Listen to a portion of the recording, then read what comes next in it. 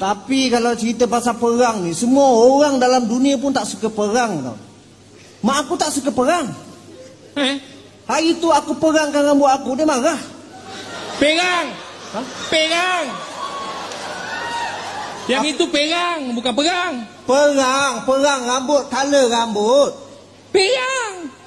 Okey, aku tanya kau, macam mana idea perang? P-E-R-A-N-G. Perang? P-E-R-A-N-G. Kan sama tu. Memang sama, tapi sebutan kau tu salah. Salah. Salah, sebut aku salah. Salah. Betulnya apa? Betulnya perang. Engkau punya perang kau lah. Aku nak perang, aku perang lah. Apa kau ni? Itu logat. Cara aku cakap. Itu bukan logat. Logat macam gomano, poi mano, itu logat. Kalau perang bukan logat. Engkau yang logat ni.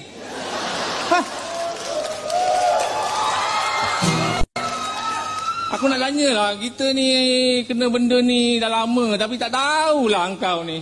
Apa kau cakap ni? Engkau puncanya ambil barang ni pasal apa?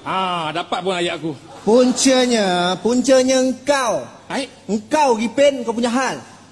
Tak payah, aku ingat lagi kau cakap punca kau sebab kau tension.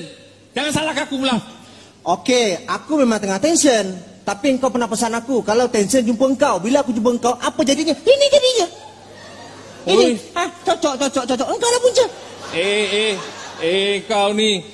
Sebab tu orang cakap, hati-hati pilih kawan, kau degil.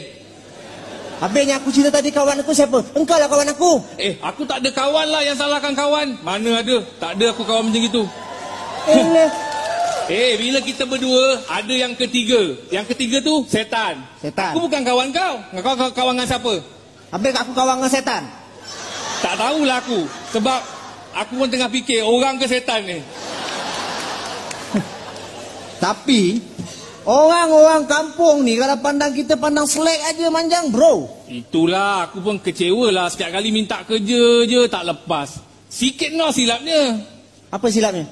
Urin sangkut.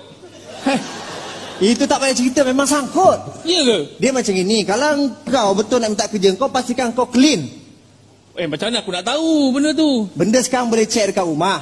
Tak ada. Ni, kau cek macam ni. Aku cek, aku sekarang clean. Kencing? Kencing kata ni. Ini pregnancy test. Memang kencing. Tapi ni kau dah kencing aku.